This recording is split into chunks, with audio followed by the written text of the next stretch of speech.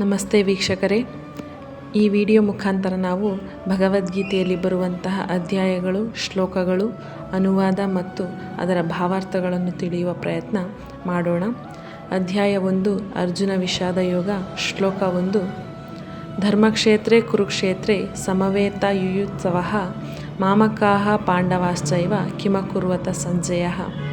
ಇದರ ಅನುವಾದ: ಧೃತರಾಷ್ಟ್ರನು ಕೇಳಿದನು, ಹೇ ಸಂಜಯನೇ, ಧರ್ಮದ ತಾಣವಾದ ಕುರುಕ್ಷೇತ್ರದಲ್ಲಿ ಯುದ್ಧ ಮಾಡಲು ನೆರೆದ ನನ್ನವರು ಮತ್ತು ಪಾಂಡವರು ಏನು ಮಾಡಿದರು? ಇದರ ಭಾವಾರ್ಥ: ಮಹಾಭಾರತದಲ್ಲಿ ವರ್ಣಿಸಿರುವಂತೆ ಧೃತರಾಷ್ಟ್ರನೂ ಸಂಜಯನೂ ಚರ್ಚಿಸಿದ ವಿಷಯಗಳು ಈ ಸಿದ್ಧಾಂತದ ಮೂಲತತ್ವ.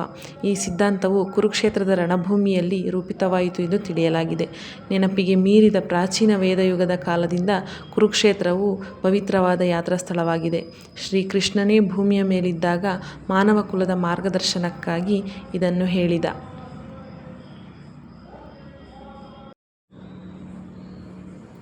ಧರ್ಮಕ್ಷೇತ್ರ, ಧಾರ್ಮಿಕ ವಿಧಿಗಳು ನಡೆಯುವ ಕ್ಷೇತ್ರ ಎನ್ನುವ ಪದ ಮಹತ್ವದ್ದು. ಏಕೆಂದರೆ ಕುರುಕ್ಷೇತ್ರ ರಣರಂಗದಲ್ಲಿ ದೇವೋತ್ತಮ ಪರಮಪುರುಷನು ಅರ್ಜುನನ ಪಕ್ಷದಲ್ಲಿದ್ದ. ಕುರುಗಳ ತಂದೆಯಾದ ಧೃತರಾಷ್ಟ್ರನಿಗೆ ತನ್ನ ಮಕ್ಕಳು ಕಟ್ಟಕಡೆಗೆ ವಿಜಯವನ್ನು ಸಂಪಾದಿಸುತ್ತಾರೆ ಎನ್ನುವುದರಲ್ಲಿ ತೀವ್ರ ಸಂದೇಹವಿತ್ತು. ಅವನು ಸಂದೇಹಗ್ರಸ್ತನಾಗಿ ತನ್ನ ಕಾರ್ಯದರ್ಶಿ ಸಂಜಯನನ್ನು ಅವರು ಏನು ಮಾಡಿದರು ಎಂದು ಪ್ರಶ್ನಿಸಿದ. ತನ್ನ ಮಕ್ಕಳು, ತನ್ನ ತಮ್ಮ ಪಾಂಡುವಿನ ಮಕ್ಕಳು ದೃಢಸಂಕಲ್ಪದಿಂದ ಘನಘೋರ ಸಮರಕ್ಕಾಗಿ ಕುರುಕ್ಷೇತ್ರ ರಣಭೂಮಿಯಲ್ಲಿ ನೆರೆದಿದ್ದರು ಎಂದು ಅವನಿಗೆ ಖಚಿತವಾಗಿ ತಿಳಿದಿತ್ತು. ಆದರೂ ಅವನ ಪ್ರಶ್ನೆ ಮಹತ್ವದ್ದು. ಅಣ್ಣ ತಮ್ಮಂದಿರ ಮಕ್ಕಳ ನಡುವೆ ರಾಜಿಯಾಗುವುದು ಅವನಿಗೆ ಇಷ್ಟವಿರಲಿಲ್ಲ. ಅವನು ರಣರಂಗದಲ್ಲಿ ತನ್ನ ಪುತ್ರರ ವಿಧಿಯನ್ನು ಕುರಿತು ಖಚಿತವಾಗಿ ತಿಳಿಯಲು ಬಯಸಿದ್ದ. ವೇದಗಳಲ್ಲಿ ಕುರುಕ್ಷೇತ್ರವನ್ನು ಪವಿತ್ರ ಪೂಜಾಸ್ಥಳ, ಸ್ವರ್ಗದ ನಿವಾಸಿಗಳಿಗೂ ಪೂಜಾಸ್ಥಳ ಎಂದು ಹೆಸರಿಸಿದೆ.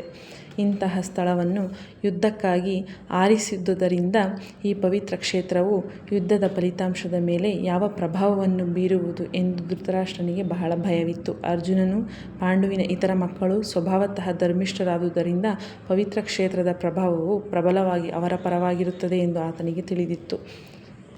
ಸಂಜಯನು ವ್ಯಾಸರ ಶಿಷ್ಯ. ಅವರ ಕೃಪೆಯಿಂದ ಕೋಣೆಯಲ್ಲಿದ್ದಂತೆಯೇ ಕುರುಕ್ಷೇತ್ರ ಯುದ್ಧವನ್ನು ಕಾಣಲು ಸಮರ್ಥನಾಗಿದ್ದ. ಆದುದರಿಂದ ಧೃತರಾಷ್ಟ್ರನು ಯುದ್ಧ ಭೂಮಿಯಲ್ಲಿ ಏನಾಗುತ್ತಿದೆ ಎಂದು ಕೇಳಿದ. ಪಾಂಡವರು ಧೃತರಾಷ್ಟ್ರನ ಮಕ್ಕಳು ಒಂದೇ ಕುಟುಂಬದವರು. ಆದರೆ ಧೃತರಾಷ್ಟ್ರನ ಮನಸ್ಸು ಇಲ್ಲಿ ಬಯಲಾಗುತ್ತದೆ. ಉದ್ದೇಶಪೂರ್ವಕವಾಗಿ ತನ್ನ ಮಕ್ಕಳನ್ನು ಮಾತ್ರ ಕುರುವಂಶದವರೆಂದು ಹೆಸರಿಸಿ ಪಾಂಡವರನ್ನು ಕುಟುಂಬದ ಪಿತ್ರಾರ್ಜಿತ ಸ್ವತ್ತಿನಿಂದ ದೂರವಿರಿಸಿದ. ಪಾಂಡುವಿನ ಮಕ್ಕಳ ವಿಷಯದಲ್ಲಿ ಧೃತರಾಷ್ಟ್ರನ ನಿರ್ದಿಷ್ಟವಾದ ನಿಲುವನ್ನು ಇದರಿಂದ ತಿಳಿಯಬಹುದು. ಧರ್ಮದ ಜನಕನೆನಿಸಿರುವ ಶ್ರೀಕೃಷ್ಣನೇ ಉಪಸ್ಥಿತನಾಗಿದ್ದ ಕುರುಕ್ಷೇತ್ರ ಒಂದು ಧರ್ಮಕ್ಷೇತ್ರವಾಗಿತ್ತು. ಅಲ್ಲಿ ಭತ್ತದ ಗದ್ದೆಯಲ್ಲಿ ಕಳೆಯನ್ನು ಕಿತ್ತೆಸೆಯುವ ಹಾಗೆ ದುರ್ಯೋಧನನಂತಹ ಅನಗತ್ಯವಾದ ಸಸ್ಯಗಳನ್ನು ಪ್ರಭುವು ಕಿತ್ತೆಸೆಯುತ್ತಾನೆ. ಅಲ್ಲದೆ ಯುಧಿಷ್ಠಿರನಂತಹ ನಾಯಕರನ್ನುಳ್ಳ ಧರ್ಮಿಷ್ಠರನ್ನು ಮತ್ತೆ ಪ್ರತಿಷ್ಠಾಪನೆ ಮಾಡುತ್ತಾನೆ. ಈ ನಿರೀಕ್ಷೆ ಪ್ರಸ್ತುತ ವಿಷಯಗಳ ಆರಂಭದಿಂದಲೇ ಇದೆ. ಐತಿಹಾಸಿಕ ಮತ್ತು ವೈದಿಕ ಪ್ರಾಮುಖ್ಯದ ಜೊತೆಗೆ ಧರ್ಮಕ್ಷೇತ್ರ, ಕುರುಕ್ಷೇತ್ರ ಎಂಬ ಶಬ್ದಗಳಿಗೆ ಈ ಮಹತ್ವವೂ ಇದೆ. ಧನ್ಯವಾದಗಳು.